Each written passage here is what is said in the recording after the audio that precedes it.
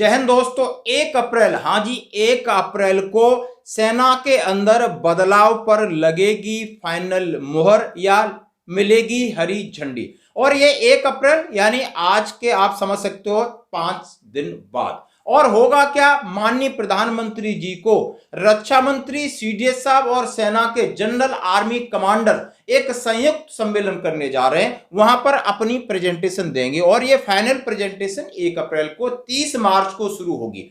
30 मार्च को बैठक मध्य प्रदेश के भोपाल के अंदर कुशाभाऊ ठाकरे हॉल में चलेगी। यानी 30 और 31 को सब हर लेवल पर प्रेजेंटेशन होगी।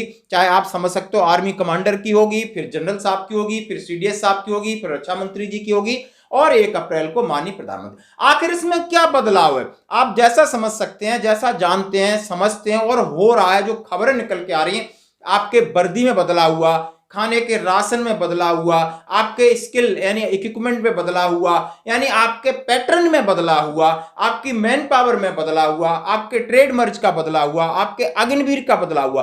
अब आगे क्या बदलाव होने वाला है इसके ऊपर चर्चा होगी। जैसे कि कुछ चीजें विचाराधीन थी जिनके ऊपर काम चल रहा था, चाहे वो डायरेक्ट जेएसयू की एंट्री हो, चाहे अंग्रेजी प्रथा को उसमें से निकालना हो, कौन कौन सी अंग्रेजी गैर जरूरत कुप्रथा है उनको निकालना हो, या लड़ने का तरीका एक हो, तीनों सेनाओं में कोऑर्डिनेशन हो, सामंजस्य बिठाना हो, जिसको बोलते हैं थिएटराइजेशन।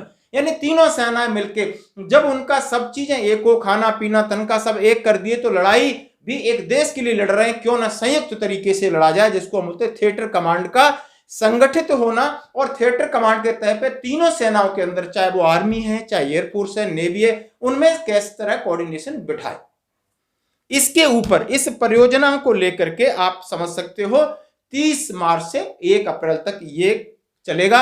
और हो सकता है कि बहुत सारी चीजें आपको चौंकाने वाली हों, अद्भुत हों और लंबी एक फ्यूचर प्लानिंग के अनुसार हम इस पहल का स्वागत करते हैं। हम ये चाहते हैं हमारे आर्मी के जवान भी एयरफोर्स के जवान की तरह रहें, उन्हें उनके सेल्फ रेस्पेक्ट उतनी ही मिले, चाहे वो जिस तरह एयरफोर्स और नेवी को हम बोलते हैं सेम जब तनख्वाह है, सेम खाना पीना है, सेम पैटर्न है, सेम एम है, सेम एम्बिशन है, तो उनके साथ सेल्फ रेस्पेक्टिव जो अंग्रेजी बहुत सारी को प्रथाएं उन पर लगाम लगे। क्या ऑनरी के ऊपर क्या डिसीजन मिलेगा, डायरेक्ट जेएसयू की क्या एंट्री होगी और सारे इक्विपमेंट को और किस तरह मॉडर्नाइजेशन किया जाए, इसके ऊपर पहल चलेगी। ये था अपडेट। चाहे वो एक्स सर्विसमैन है, चाहे सर्विसमैन है, इनके लिए जरूरी है कि आखिर हमारे देश की सेनाओं में अब कौन कौन से बदलाव हुए हैं और होने जा रहे हैं।